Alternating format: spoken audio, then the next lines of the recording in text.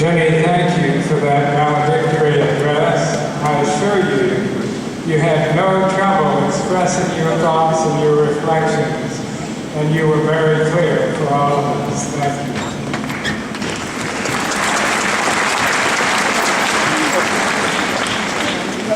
It is a privilege this evening to introduce the valedictorian of the Gregory Portland High School class of 2014. Would the parents of Ms. Karina Berg please stand?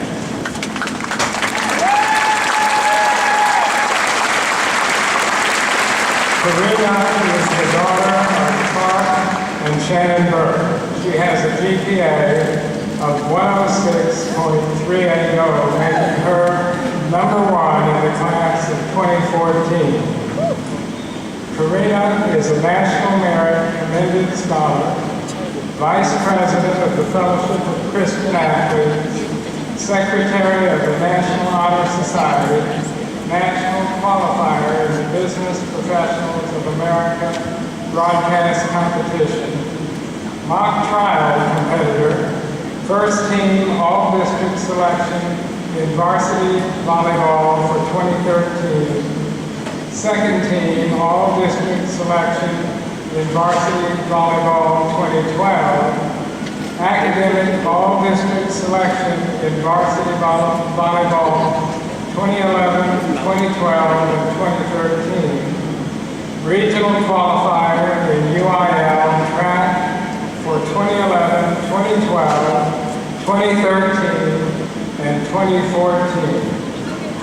Regional champion in UIL track 2013 and 2014, and state qualifier in UIL track 2013 and 2014.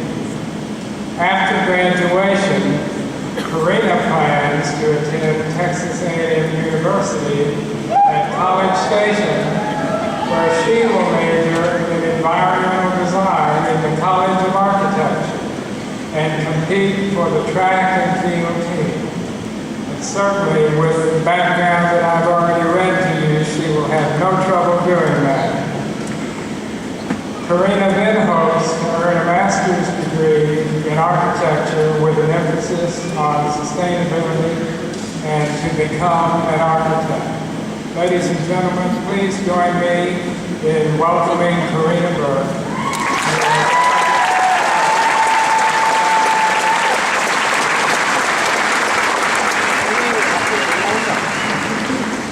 Thank you, Dr. Clark.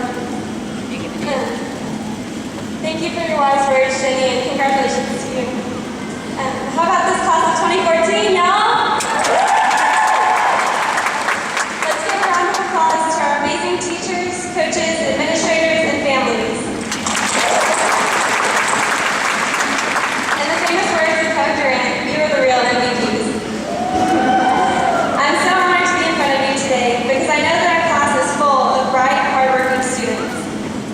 We've all heard it said that money can't buy happiness. But what if I told you that money can buy happiness? What if I told you that a study from Harvard Business School concluded that this $20 bill can buy happiness, but only if you spend it to do something thoughtful for someone else? The researchers reported that when people spent $20 on someone else, they felt happier than when they spent $20 on themselves. In other words, when used for kind purposes, money can buy happiness. We heard at baccalaureate about leaving a legacy. So when I was writing this speech, I tried to think of what legacy our class would leave in this town. Would we be the class known for making the news and blowing up YouTube with our epic Harlem Shake? Or the last class to avoid the STAR test and stick with our good buddy tags? Or the class that won Powder Puff and Macho Man both our junior and senior year? These things are all totally awesome, but true legacies aren't built on these things or money, fame, or achievements. Coach King told our track team once, "You are what you repeatedly do." Legacies are built on lifetimes of small deeds, like inviting a lonely new kid to sit with you at lunch, smiling at the frowning checkout clerk, and choosing not to make a mean comment to a friend, classmate, sibling, or parent. I think that this is the legacy that our class will leave, and this is the legacy that each of us can strive to build in our own futures.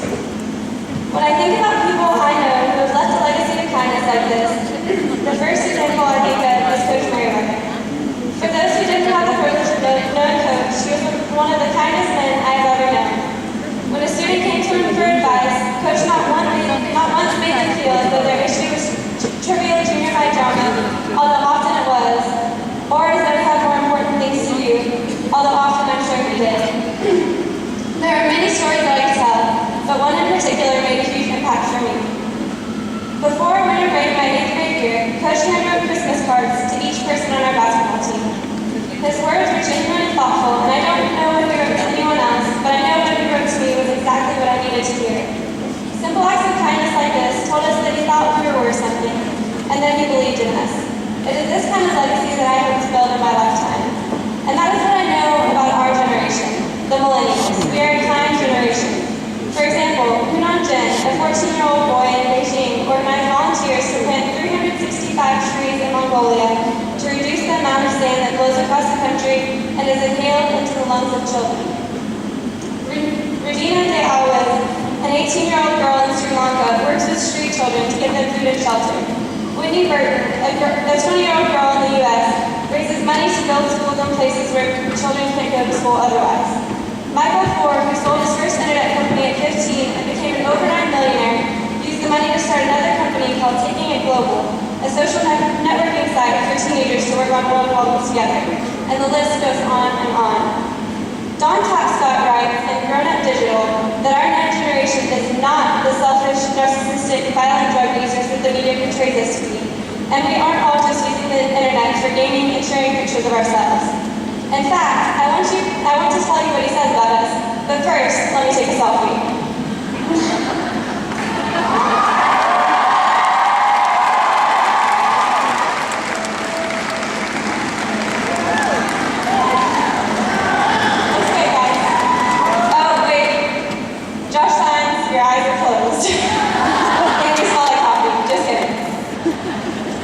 Seriously though, research shows that unlike what the media portrays us, our generation is the most civically active group of volunteers since the 50s, and that we are making a huge impact by using the internet as a tool for organizing our efforts and quickly connecting with people who share the same mission.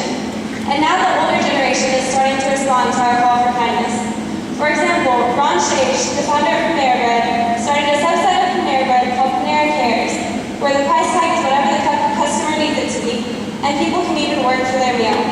Similarly, Nordstrom, Giorgio Armani, Ben & Jerry's, and others have committed to using significant portions of profits to start unique programs for the needy. And our generation is the catalyst. Young people don't want to just make money, says Daniel Levetsky. They want to make a difference. Within 2 generations, in other words, by the time Chris Rinaldi owns Google, Haley Steele has broken the Olympic record in shot put, and Daniel Green is the President of the United States. He predicts corporate kindness will be the rule, not the exception. Why?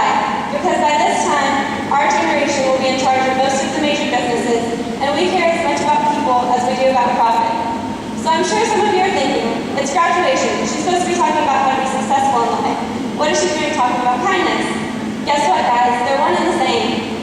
Whether you define success as health, wealth, or happiness, research shows that kindness makes you happy, it lowers your blood pressure, it makes you live longer, and it gives you a crucial edge in the business world.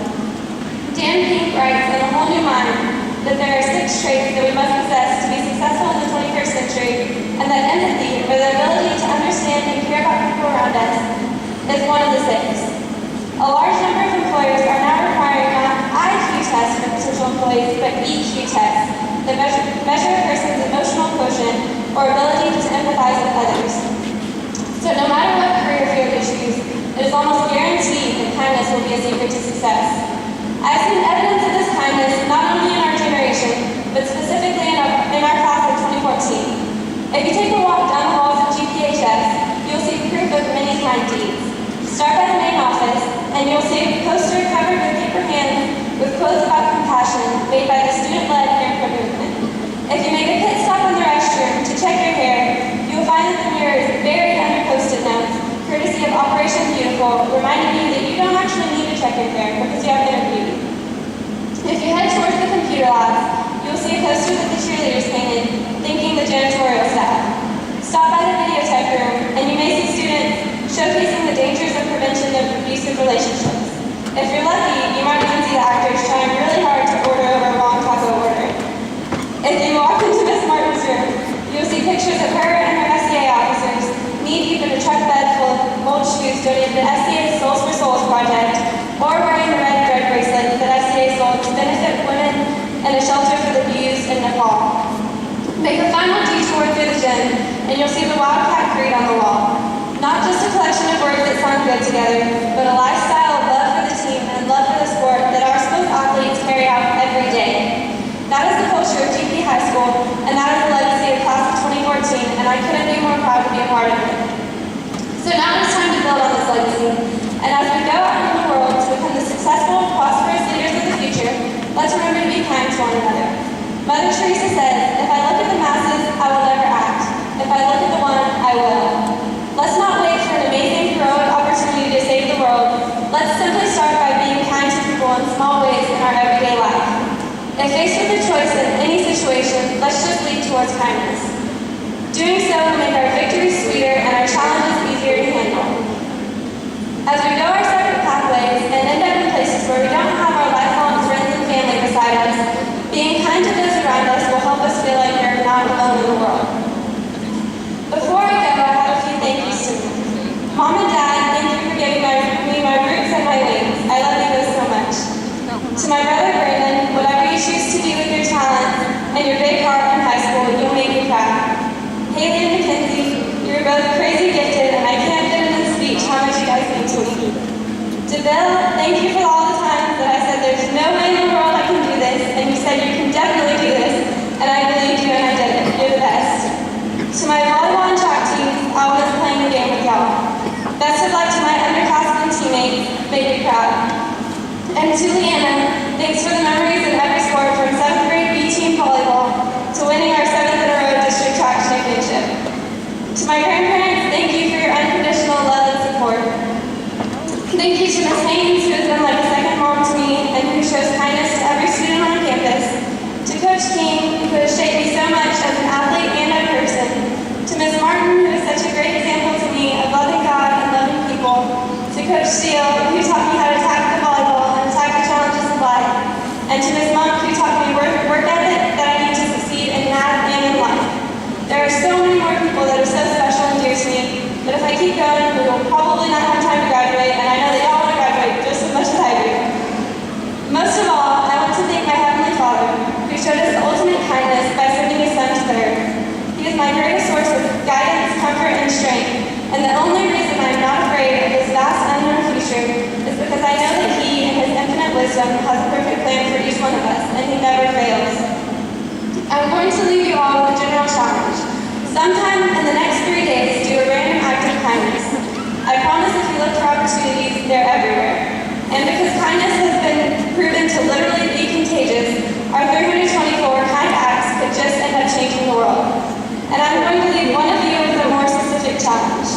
Whoever catches this, buy yourself some happiness. Start a chain of kindness with this $20 bill. The only rule is that you have to use it for a random act of kindness. Class of 2014, it has been a pleasure growing with you and learning with you. And congrats, we finally made it.